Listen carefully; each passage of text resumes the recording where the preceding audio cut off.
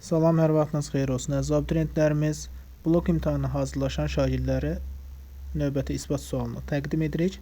Deməli, sualımız belədir ki, isbat edin ki, düzbucaqlı üçbucaqda düzbucaq təpəsindən hipotenuza çəkilmiş median hipotenuzun yarısıdır.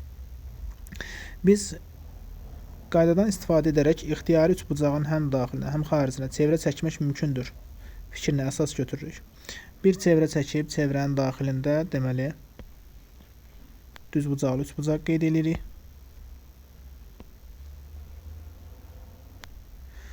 Deməli, üçbucağı çəksək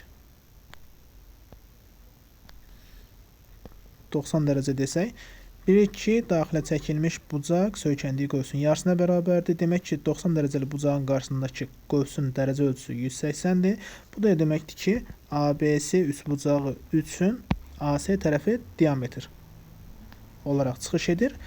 Mərkəz nöqtəsini bir O ilə işarə etsək, deməli, ABC düzbucaqlı üçbucağında BO parçasını çəksəm, bu çevrənin radiusunu ifadə edir. Sözsüz ki, AC diametrdir, AO da radiusa bərabərdir, OC də radiusa bərabərdir, BO da radiusa bərabərdir.